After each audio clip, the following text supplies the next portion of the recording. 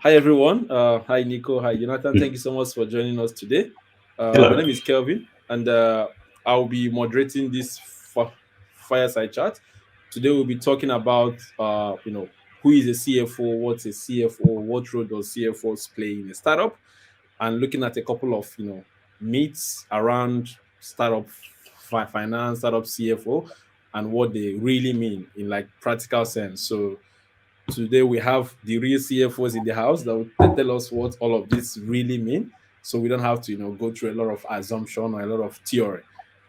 With that being said, I would just like to give the floor to Jonathan and Niko just to make a quick intro about themselves, so the audience will get to know, okay, who exactly do we have on the stage and why they should listen to you. So over to you. Maybe Jonathan, you can go first if that works for you. Thank you, Calvin. My name is Jonathan Banela. I live with my wife here in Stockholm, Sweden. I have a background as controller, and then I moved my way up to the head of finance and CFO. I've done everything in the startup community: financial reporting, raising capital, but specializing in how to be more efficient in the financial department. I started my career in the cosmetic industry, and then I moved over to the Finnish company called MCare Group as the head of finance. And today I'm located here in Sweden, Stockholm, at the Swedish scale-up company called Oxceed. We develop and deliver a SaaS solution for financial reporting, analyzing, and budgeting. And we could say that we are the CFO's best friend. Awesome. Yes. Thank you for that intro. Thank you. Yes, thank you, Jonathan, for the introduction. I have quite a similar background myself as well, working for different industries and working for startups and more mature companies as well.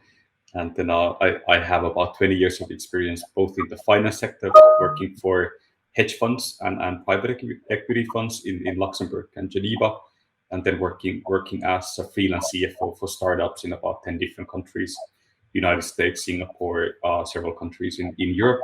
And then now I've been the CEO and CFO of Calqulate for the last 2.5 years. So we actually have very similar businesses, so Oxceed and Calqulate. So working on financial analytics, financial reporting for growth companies and digital businesses. So it's an interesting game, and we are also CFOs best friends and VCs and banks best friends as well. so kind of it's the same kind of business here, and then we advise a lot of different startups on their journey to raising capital and growing their business as fast as possible. There. All right. Thanks for that intro. Before we dive into the questions, I would just like to, set some expectation with our audience. So this is a pure fireside chat, which means that we already have some sort of predefined questions we're going to be asking the speakers. But this doesn't mean that you, as an audience, you don't get to ask your questions. So we have the Q&A session where you can drop in your questions. And during the course of the fireside chat, we'll just be going over the Q&As and taking them from there. So if you already have some questions in mind while you join this fireside chat, you can already drop them now. Or if during the course of the fireside chat, something comes up to your mind, feel free to use the chat button. There's the Q&A section of it, and then drop in all your questions. Okay, we get into finance and the whole CFO industry and world. Just to understand, what does Oxceed do for Jonathan, and then for Niko, in like a quick 30-second speech? Like, what does Oxceed do, and then what does Calqulate do?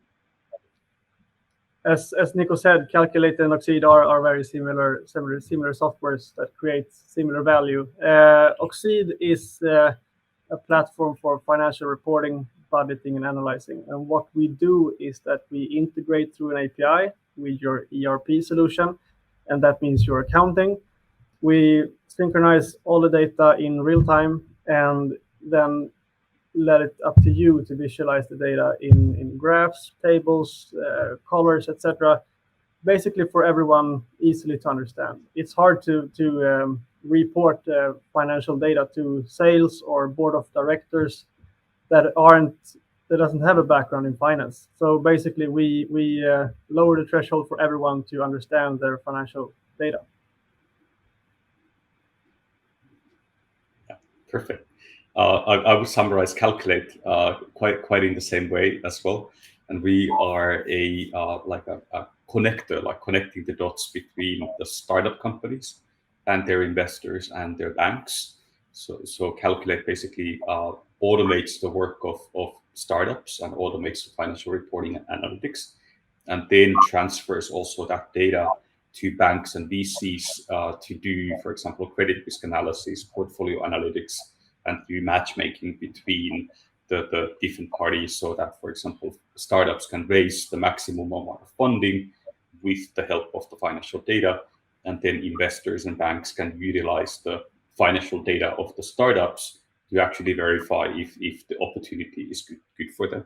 So we work as a kind of connecting the dots platform and a matchmaking platform, but also a financial analytics automator for startups. So it all kind of revolves around financial data. Awesome. Thanks for that. So I guess we have the best people as speakers today, going to talk about finances and all that. And the both companies also does like similar stuff. So before we dive into CFO and finance for startups, just in a broad sense, right? Who is a CFO and like what role do they play? Probably in a corporate world, or like let's just remove startup out of the picture and look at it from a broader perspective. I think maybe Niko, you can go first, and Jonathan can add up to that. Yeah. So CFO is usually when I think about the finance department in a startup, for example. So the finance department's job is to help the company grow as fast as possible and create a growth engine with financial analytics, and then decide basically what are the best channels to invest money into, and then basically mentor the company's management, and mentor the different people in the company to have a financial mindset and have a numerical target mindset, so that they can basically set targets and reach those targets when it comes to sales, revenue, cash flows, and so on. And what a CFO specifically does is to lead the finance team. And then there can be controllers, there can be accountants, accounts payable specialists, etc. And a CFO is basically the one who deals with everything on the management level, and then leads the finance team, but also kind of creates the financial mindset for the whole company there. But a startup company usually needs quite a hands-on person at first. So the first person is maybe not the CFO, like a senior CFO, but more like a startup controller or startup finance expert who does a lot of things and kind of does a lot of operational things. Whereas a CFO, a senior CFO, is usually just somebody who just kind of like pulls the threads and makes people work, and then ask for things and not do things in a way. So there's a bit of a difference there. But then often startup financial experts are called startup CFOs. But there's different kind of levels and challenges in that, I would say. I can only agree. I mean, the CFO is the executive person responsible for all the financial actions, decisions in a company. And as you said, I mean, the regular CFO, it depends on the size of the company. I mean, you can do everything from ensuring the revenue and cost stays in balance, which is more for the startup companies as well. But you can also do everything from mergers and acquisitions and consulting with the CEO and board of directors on a more strategic level. So I would say that we have the best job in the world. Awesome. Nice. So, but will you say that there's a difference between a CFO in a corporate world and a CFO in a startup? Yes, I would say so, especially for a VC-backed startup. Like a a CFO who works for a VC-backed startup and a CFO who works for a corporation, because a CFO's, the startup CFO's main job is to basically check that the company has money on the bank, and then burns just the right amount of money to ensure growth, but not to burn too much money so that they run out of money. And a startup company, a high growth VC-backed startup company, is usually burning more money that they're generating. So therefore, they have to calculate the cash burn rate and cash runway all the time. And then a corporate CFO doesn't do that. The corporate CFO wants to generate the cash flow positive business, whereas they would generate more cash flows than they're burning. So it's kind of like a completely different kind of game when you're targeting profitability in a corporate world versus high growth in a startup where you have to look for burn rate and cash runway all the time. So the kind of the balance is different, the mindset is different, and the job therefore is quite different as well. Nice. All right. Which leads me to my next question, right? So when is it ideal to hire a CFO in a startup? Like, is it when you already start getting investment and you need him to put it into planning and know how to spend it? Or is it as early as when the company starts? What would be an ideal timeline to bring a CFO on board in a startup?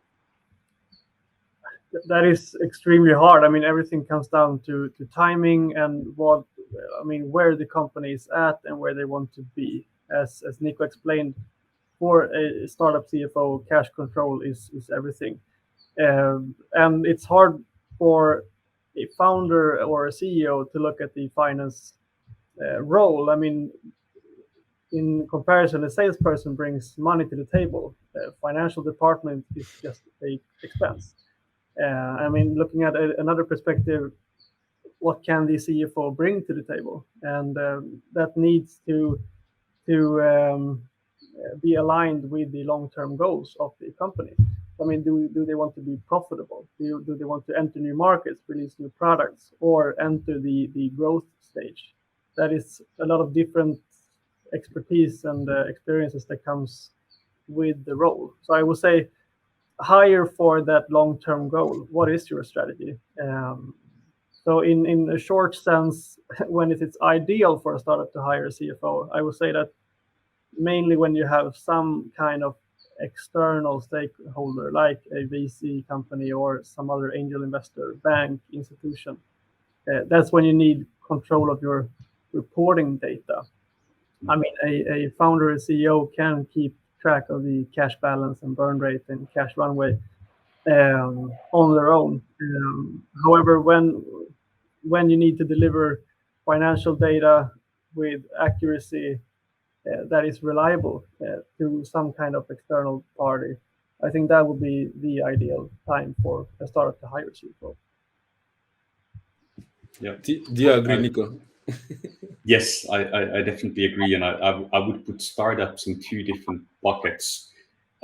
Basically, bootstrap companies that are looking for growth, but they are also looking for profitability, and they have to generate that growth with their own cash, cash inflows that are coming to the company, and then the opposite side of the coin of the bootstrap companies, VC-backed companies that are burning much more money than they're generating. So then that's why usually VC-backed companies need a CFO much earlier than bootstrap companies. I've used a kind of like a golden rule that if you're going towards Series A, for example, or you're looking to raise a considerable amount of funding, for example, say 5 million euros or 10 million euros, and you, for example, have maybe 1 million annual revenues, and you're growing really quickly, that's probably one of the last times or the time that you should be hiring a CFO if you're in that stage. And that's way too early for a bootstrap company to hire a CFO, because then CFOs are quite expensive resources. And then if you have 1 million of annual revenues, you can't really afford to pay a CFO the amount that CFO wants. So usually then you can only afford a senior CFO or a real CFO when you have like 4 to 5 million euros of revenue, because the price tag is usually too high, and then a bootstrap company has different needs compared to a startup that has raised a lot of funding and is growing like crazy. So then that's why I would put them in two different buckets. And then the VC-backed startup just hiring probably at least 1 or 2 years earlier a CFO, because they can afford it, because they've raised a lot of funding, and they need also the CFO to start preparing, for the future much earlier as well. So there's a certain difference to that as well.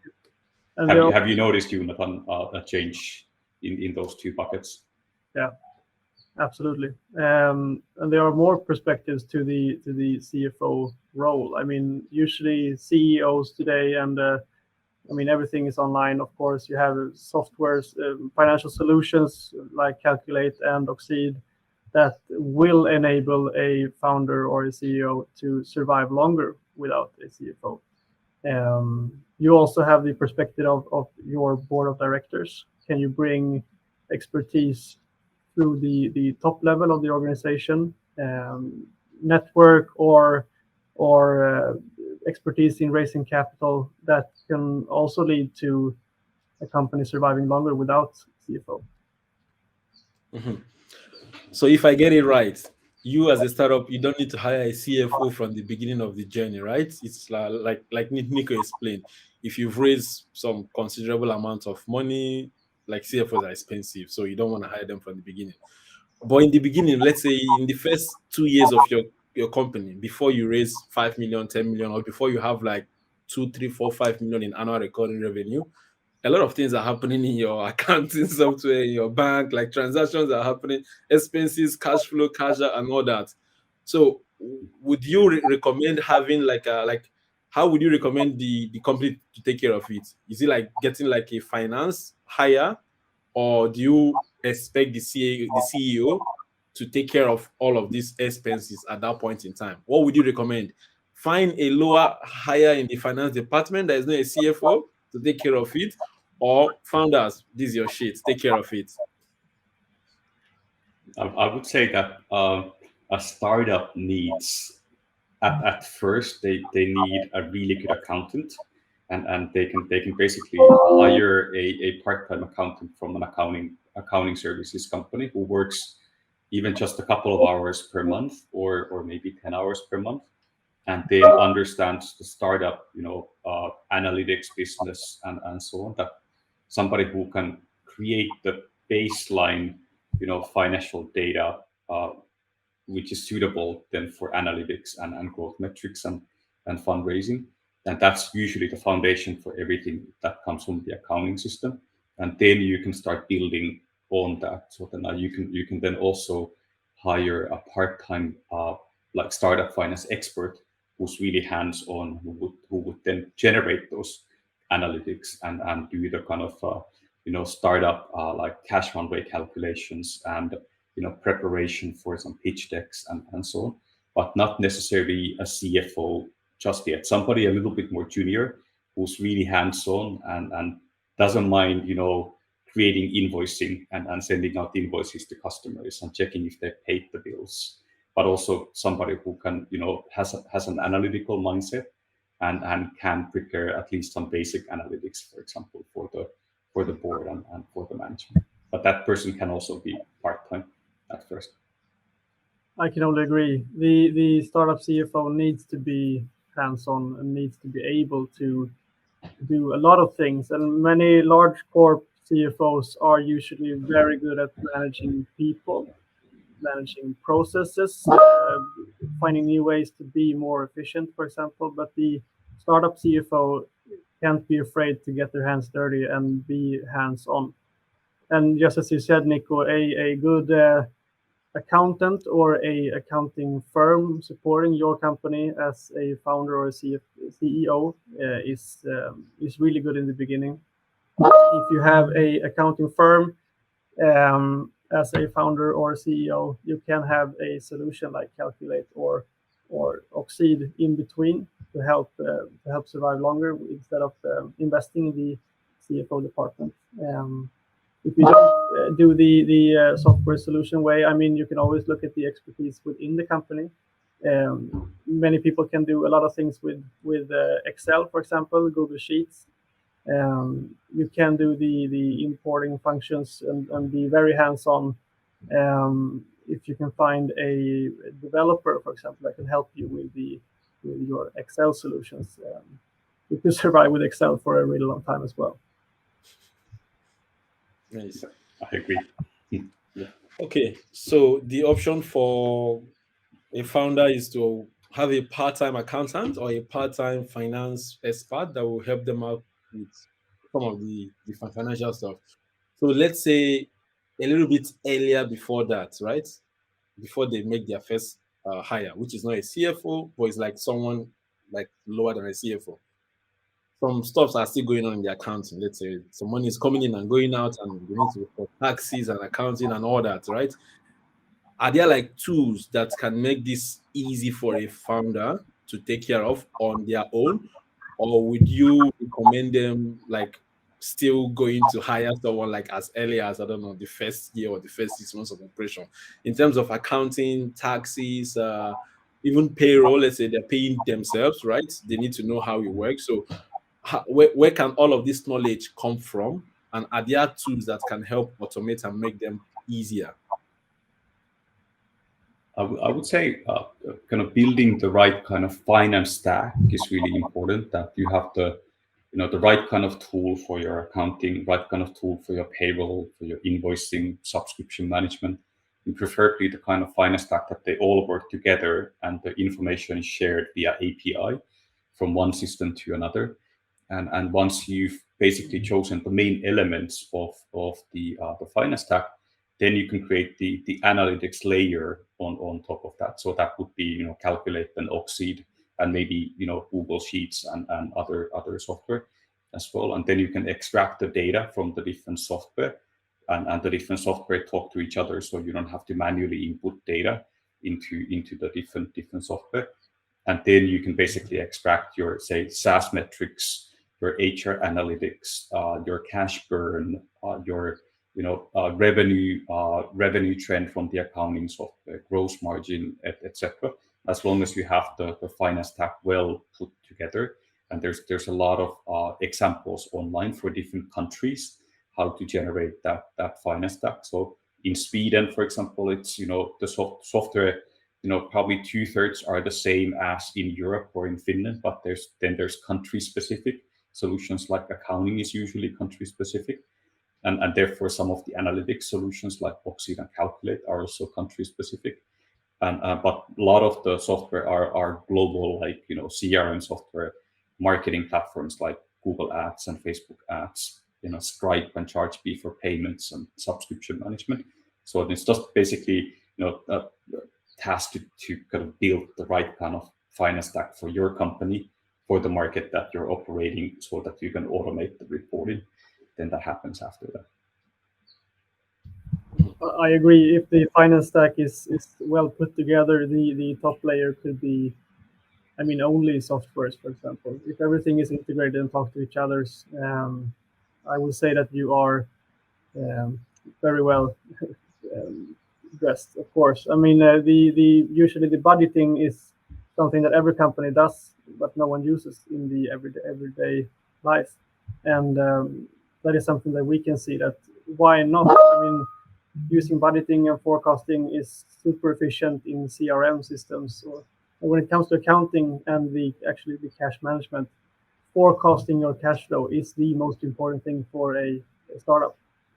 I mean, you can have hyper growth and be super profitable, and you can still see companies that go bankrupt. So keeping track of your cash flow is the most important thing. So of course, if everything is well put together, that is super. Nice.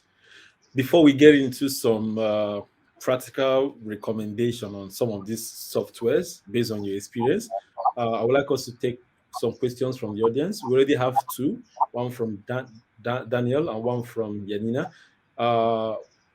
just keep the questions coming. We'll try to have in between breaks from the fireside chat Q&A that we have, and we can take the questions from the audience. So the first question from Yanin, I think it's something that we've already touched, but I'll just throw it out there, at least for the second part of it. So it's like a 2-in-1 question. What if a startup cannot afford a CFO? What are other options? Which I think you've already explained. They can hire like someone that is lower than a CFO, or they can just use tools and softwares to get stuff done, which we're going to be looking at soon. So you can give like some practical examples of these tools and how they work. But the second question is, how are there part-time CFOs for hire for a few hours a week? Yeah, there are. I mean, there are great solutions to this as well. The problem when hiring a part-time CFO is that usually they come in with their expertise and with their knowledge, and when they leave, the knowledge and expertise leaves with them. I mean, they usually don't leave anything useful. I mean, in some cases they can use or leave an Excel or PowerPoint slides, for example, for the management and for the board to be able to follow up some of the parts on their own when they leave. However, the problem with Excel and with the sheets, etc., is that usually the model is really complex. They come in and they've done some kind of hands-on solution, which is not 100% automated, which means that they can do it. They can bring the graphs, the tables, everything you need to be able to report this data to the board of directors and to the management. However, the problem then is when they leave. And I think that is one of the perks with the Calqulate or Oxceed, for example, that build your templates, build the reports that you want to use, and then let the data be automated, fetched from the other softwares that you use for payroll or accounting, for example. In that way, you can hire an interim CFO, for example, for a few bucks a week, a month, and then when they leave, the value is still in the company. Yeah, I agree. And then also the finance department's role should be documented, which is usually not done. What are the daily tasks, how to use the billing software, and what kind of invoices to send to whom, and where to get which data for which reporting purpose, and what are the manual tasks of getting things done for board reporting. And procedures are usually not well documented for the finance department, because finance department is usually very small compared to other departments. So in a way, when you have the finance department, it's easy to share knowledge, but then people usually often forget to document the process. And as Jonathan said, often the Google Sheets or Excel files are very complex, and they're very related to the person who created them, and that person is the master user of the file. And then everybody has a little bit their own formula in Excel, for example. And then, we might understand, like Jonathan and I might have like a 70-80% overlap in our complex formulas. So if I came and took ownership of his file, I might be initially lost as well, and so on. So it's often quite complicated to work on large Excel files, whereas a solution like Calqulate and Oxceed are usually better because they are not dependent on the one person. They are more universal, and that the data is automatically fed in and updated like on an hourly basis or daily basis, and things are done automatically. So that's usually the better way to do that. All right. I hope that answers your question, Yanina.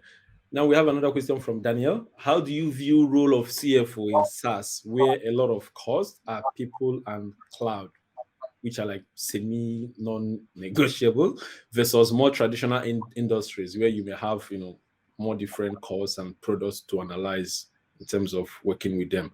So how would you view the role of a CFO, I guess, in these two different scenarios?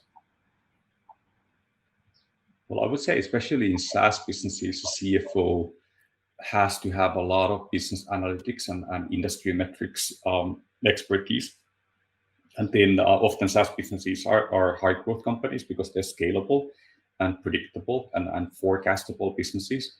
So therefore, the finance expert's role becomes really important in the business when you're making, for example, growth investments in marketing and sales, for example, and when you're then forecasting your financials.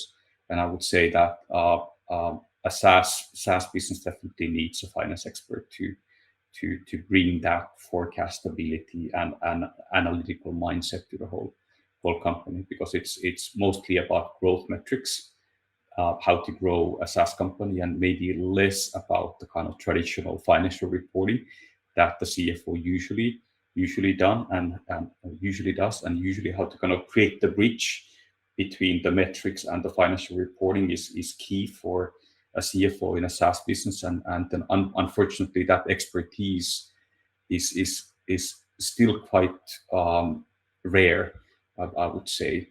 So it's a really kind of competitive field in a way that if you're a really good SaaS CFO or startup CFO, you have a lot of opportunities because there's not a lot of good ones, or there's not a lot of SaaS CFOs out there, I would say. Yeah, exactly. I mean, the value of data is valuable in all kind of businesses, but as a CFO, you need to be able to use the data in the correct way for your industry. And I mean, if you are in SaaS, for example, as Niko explained, forecasting and data analytics is super relevant. And when it comes to other industries, for example, in the cosmetics industry or the after sales that I've been in as well, everything comes down to the margins. I mean, what margins can we put on different products, and what stores have different rents, and what stores do we need to close, and you have a profitability mindset instead of the scalable mindset. So for a CFO to use the financial data in different directions, depending on the long-term goal of the company and depending on the industry of the company. I mean, SaaS companies, they have super high margins. They earn a lot of money, but as you say, they have people and developers, for example, that we need for this growth journey to break even and be profitable. When it comes to a after sales company that repairs iPhones, they are profitable from day one. However, their margins are super small and limited. So for them to open up a store or sell online and figure out what logistics to use, that is the most critical part. You need a CFO with the correct expertise for your industry and your long-term goal. Mm-hmm. Okay, I think that's all the questions we have so far from the audience. In case you guys have any more questions, feel free to drop it and we'll go over it before the end of the session. This brings me to something that has been reoccurring or like repeating, right? What I could summarize in a nutshell was, you as a founder, you need to somehow build like call it a structure or a system before you even get to hire anyone. So like you said, you don't hire a CFO and they build all this their magical complex Excel. When they leave, they take it with them. You are left with nothing, right? So, but of course, for a founder to build like a finance stack that would enable them operate with or without a CFO, they need to understand what are the ingredients or what are this finance stack made of, I don't know, from accounting, payroll, subscription, taxes, and what have you. So if you could, go a little bit deep into some of these softwares based on your experience, how would you, define an ideal finance stack for like very, very, very early stage startup to help them build a system and a structure before they get to hire anyone on the finance team to take it from there? You could name softwares and talk a bit about them, but just from your experience, what would you see to be like an ideal finance stack for an early stage startup? Would you like to take this, Jonathan, at first? I think you're muted. Thank you. I can take it. I think that, accounting is mandatory for all companies. So you have accounting, you have an accounting firm, or you have an accountant internally. However, the next step is probably your invoicing, and that is something a lot of companies spend way too much money on. They don't have any automated invoicing. They do the support documents for the invoices manually through Excel or whatever it could be from another system that handles their repairs or the orders or incoming whatever it could be. And I think that automating invoicing is priority number one when putting together your finance stack. And if you are developing a software as a SaaS company usually does, you have developers. Make sure these developers put it in the roadmap to automate invoicing. You shouldn't be doing any manual kind of work to the invoices and to the support documentation. The next step in invoicing is to feed your accounting with the invoicing data. If you are recognizing revenue, all this data should be fed to the ERP system. So you don't have to send invoices manually. You don't have to do any manual adjustments to the revenue on the invoices, or for example. And then when you have the invoicing in place that feed the accounting, you have proper finance setup. And here we mentioned a few solutions like ChargeBee, for example, is huge in the SaaS community, of course. And if you are a startup within another industry, I think you have different invoicing solutions for that industry as well. And when your financial data is in place and you have good quality in your data, I think the next step could be Calqulate or Oxceed. And I mean, as a startup, for example, you don't need any super advanced pipeline tools or CRM solutions. There are very affordable there today that all of them talk to each other. I mean, API is the buzzword of the since 2010. So today everything talks with each other and everything is integrated. And then have a solution like Calqulate or Oxceed for budgeting or forecasting, for example. I think that would be the next step after invoicing. And after that, I mean, everything depends on where you're going and how much money you have. I mean, you can have BI solutions, of course. You can survive with Excel and Google Sheets for a long time. However, the value of data is super important. And as long as you can take data-driven decisions based on your financial data or whatever data it could be from your business, I mean, that is the next important step, I would say. Yeah, I agree with that. And then accounting and invoicing are the most important things. And if you're a SaaS company, then with the invoicing solution, the subscription management is key as well, which then feeds data to your SaaS metrics as well, subscription analytics and revenue analytics. So the subscription part is really important for SaaS companies, and kind of just automating the payments and invoicing infrastructure with a tool like Stripe or ChargeBee, for example, is important for almost any kind of startup that for example, is a marketplace or is a SaaS company, has any kind of transactional business model, because then you can automate it so much that it doesn't matter if you're growing from 10 customers to say 100 customers. It should automate, without adding considerable amount of resourcing, people doing the billing, and then also going from 100 customers to 1,000 customers. That should be kind of an easy jump in a way, that the payments collection, invoicing, subscription management should be built in a very automated way, so that it feeds data, like Jonathan said, that it feeds data to your accounting software, that accounting is automated, so that the accountant is not spending too much time on manually adding invoices or payments or whatnot. But it also then that invoicing, subscription, payment data is then transferred automatically to your analytics software, that you can create, say, SaaS metrics, lifetime value, MRR, churn data, etc. of that. And then as much as possible, try to favor also credit card payments so that the invoices get paid automatically. And then if you, for example, have a monthly payment cycle, you don't have to manually send the invoice and then check that it has been paid. Basically, with a good subscription management software, for example, the invoice is generated automatically, and then the payment is also generated automatically because the credit card is basically charged automatically on a monthly basis. So nobody has done any work basically besides just starting the subscription, and things just go on a regular cycle on a monthly basis without anybody doing any manual work. So that's the ideal solution, the ideal situation. Nice.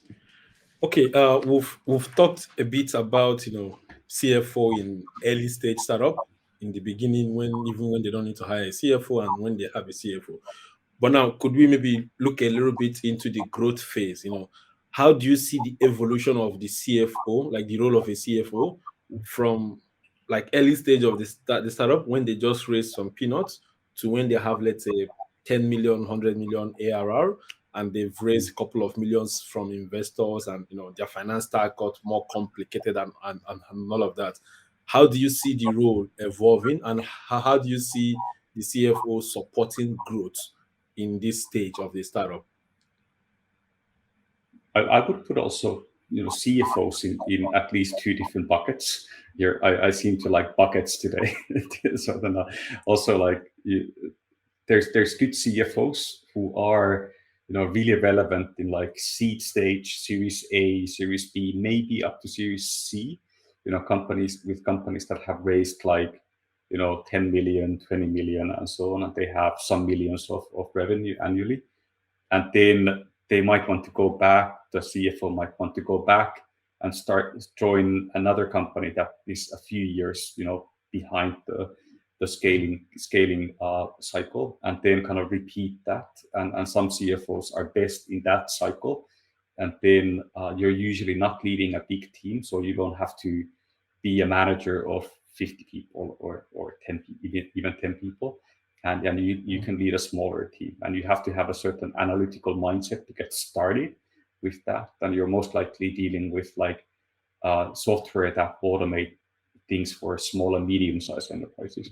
But when you go beyond that level, then things start getting a little bit more corporate also. And then if you want to join a more like a corporate world and target profitability and want to lead like a finance team of 50 people, usually you need to be a little bit different kind of person as well, and then have a different kind of mindset, and maybe also have different kind of qualities, that you need to be a people leader and not necessarily a data leader or hyper growth leader, for example. So I would at least use two buckets in the CFO's work, also in startups there. And I'm much more of a early stage CFO than a later stage CFO. Like I worked for companies that have had 100 million, 150 million annual revenues. I've been a leader of a big finance team, but I'm just much more at ease,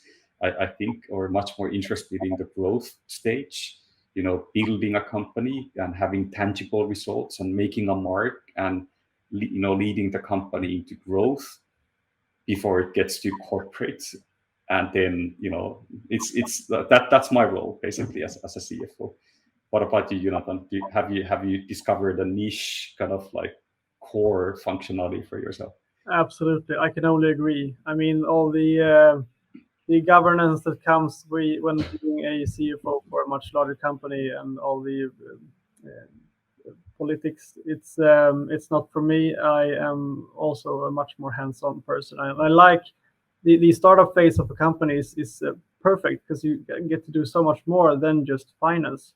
And I think that is an important part as well for when looking at a CFO. What else could the CFO bring to the table? And of course, in the SaaS community, raising capital is such a huge part of the SaaS journey. Either if you are bootstrapped or VC backed, you will need capital somehow, someday, when entering a new new market or whatever it could be. So looking at what else this CFO can bring to the table is super important. And as you say, the amount of CFOs that have done this journey is very limited. So I mean, we all want to hire a super cheap CFO that has done 5 of these journeys before with the with the recipe for success. And that is usually not always the case, of course. So I'm guessing once Oxceed and Calqulate gets to super growth phase, let's say 500, 700, or 800 million annual recurring revenue, you're probably going to be like, not for me. Can I move on now? Or we might not be the CFOs anymore of those businesses anymore, do something else. Uh-huh. Which is also fun, because a CFO of a startup gets to see so many different things, like gets to work with sales and analyze sales data, gets to work with product team and analyze product data, and marketing team and analyze marketing data. That it kind of like the tentacles goes so many different directions. And then a CFO gets to really see and learn different things there. And then the larger the company is, the more focused the work of a CFO tends to become as well, or the more high level as well. So kind of I want to kind of have an impact on different things there. So I would say that it's easier to find the kind of niche than after that, once you've worked on so many different things as well. Yeah, as you say, Niko, the maybe most important thing is to find a CFO with an interest for data. Then you can do a lot of things. Yeah. I'm just thinking, how complicated will it be to find a suitable and qualified CFO when this stage of the company has reached? Like, is it even a thing? Is it common to have those kind of people on standby? Or do they have to somehow grow with the company to really understand how it just in my head though? Okay. I mean, it's a cheap. Go for it. Just to answer, it's a cheaper way to find a person that is maybe young and naive, and find other incentives for this person, like options or stocks, or for example. And then, I mean, hiring a regular accountant and naming that person like a business controller, and then show them the long-term plan, and make them hungry for the success, for the end goal. I mean, that was my recipe for my CFO journey. Yeah, and usually, what I've also seen is that startup companies are complaining that it's really difficult to find programmers, developers, or data scientists, and so on. That it feels like they're looking for a unicorn, and it's all about like star mindset. Everybody's looking for the best programmers, and so on. And then imagine how difficult it is to find a good startup CFO. That's even more difficult than finding a good developer, because the startup business is relatively new. There's been programmers for some decades, but there haven't been startup CFOs for that long, and especially SaaS CFOs, or like industry specific CFOs for startups, because they have to understand so many different things about hyper growth and cash burn and so on. So then you're basically looking for the real unicorn as well.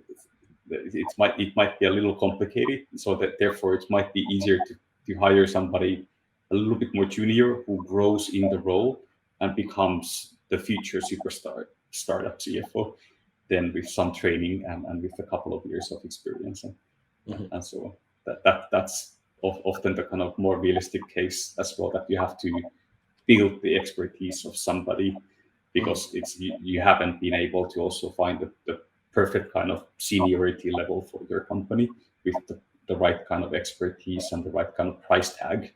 So everything comes with compromises usually. Gotcha. All right. We have a little less than 10 minutes before we close the fireside chat.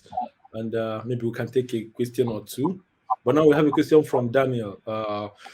With respect to annual recurring revenue, number of employees, and all that, how big do you think it's possible to grow with just one CFO, a good finance stack, and an outsourced accounting? It really depends on your business model, on how complex your company structure is. For example, let's assume that you're a startup company in the US and you're operating a single market that's 330 million people, and you can just operate with one company which is registered in the US, and you've automated your billing, and you have a good accountant. You can probably survive quite long with just having a good finance expert, not even necessarily a CFO, and build a company of 5 to 10 million annual revenues quite easily, which is more difficult in Europe because it's such a fragmented market. And there's Sweden that has 10 million people, there's Finland that has 5 million people, and so on. And then still, even if you're a startup, you kind of go from one country, one market to another. Whereas if you're in the US, well, you have this huge market that scales. So then you can grow much bigger with much simpler processes and finance tax than in Europe. So I would make that specification first. But in Europe, you probably have to think about a CFO a little bit earlier. Again, two buckets, the European and the American bucket. Yes, exactly. I can only agree. And again, what experience does this CFO have? Does the CFO have legal expertise? That is super useful in Europe when entering new markets within Europe. As Niko said, we have different legal systems in all countries, of course. And if the CFO doesn't have the expertise, you can always use external lawyers, for example, to help you with this. That is one way to survive longer with only one CFO, of course. Okay. I'm going to throw in a bonus question. Since we're talking about CFO, financial analytics, and all that, how can a CFO really leverage financial analytics to build like a super sophisticated growth engine for a startup in the very, very early stage, right? What are those practical tips you could give in terms of the financial analytics that CFO could leverage to help understand and build like a growth engine for the startup?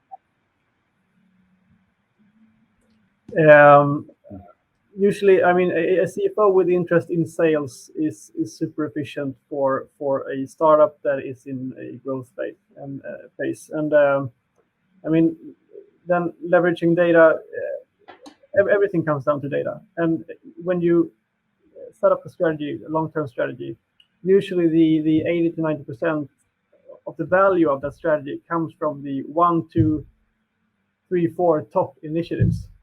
Those initiatives is like 80% of the entire strategy. So when looking at the data, look at what data-driven decisions can we take to fulfill this value of the strategy. And when it comes down to sales, usually it is book more correct stakeholders when booking meetings. These sales qualified leads, for example, are we having meetings with the correct people? Can we have people meeting with other people, for example, in order to increase our average revenue per account and to increase the year-on-year growth, for example, in ARR. That is just one example. So looking at the data, you can find weekly activities that support your 3 to 5 long-term strategy. I mean, look at yourself. If I want to gain weight, for example, I will go to the gym 3 times a week and eat more chicken 4 times a week. That is weekly activities that I can do in order to increase the chances of me succeeding with my long-term strategy. Same thing with startups, and the CFO has a super important role when it comes to looking at the data and figuring out what data drives success. Yeah, exactly. And then how to kind of combine the data from the sales team, marketing team, and the finance team, that they are using the same data, and you can aggregate the data. That, for example, you can check that is your outbound sales team generating more growth than your, say, marketing team, and analyzing different customer segments and customer cohorts, and then checking, which sales channel generates the lowest churn or the highest cash flows or the fastest growth, and so on. So that if you compare that, you, for example, put like €1,000 in LinkedIn marketing, €1,000 in Facebook marketing, and then, or hired a new salesperson in your outbound sales team, which of those investments generate the best efforts, best results when it comes to analytics, and how many leads did you generate, how many deals did you close, in what kind of terms, so that you can analyze them from a financial point of view with data. That, okay, this channel was actually, we got the most amount of leads, but they were actually bad leads and they generated a high churn and low cash flows, whereas some other channel generated a smaller amount of leads, but they were better quality. It basically generated long-term higher cash flows, and so on. So you need to analyze different investments and different sales and marketing channels. And I think that's the most important job for the CFO, that the money that is invested is used in the best possible way, which is based on data.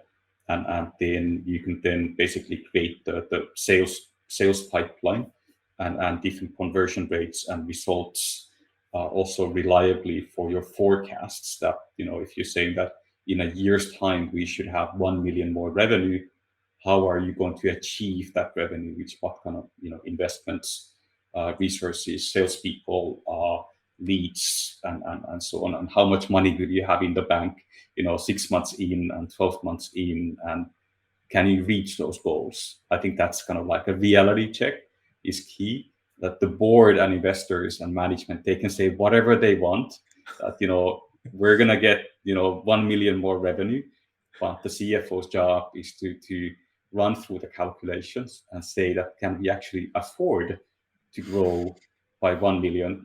Do we have enough money right now to hire those salespeople, or invest money in LinkedIn ads or Google ads? That can we realistically generate that 1 million revenue, and then calculate the investment plan that, okay, we need 200,000 now in order to have 1 million more revenue later on. And nobody else can really calculate that besides the CFO. And that's one key thing for what the CFO has to do, in my opinion, there. And that it becomes key in the role of the growth phase of the company as well. Awesome. Right on time. We have just less than a minute to the time that we're supposed to close. So I think it will be fair if we round it up here. Well, even though I would have loved to hear like maybe some final tips, from Niko and Jonathan. But yeah, we don't want to take too much of your time from the audience. So I think it's safe that we just call it a day here.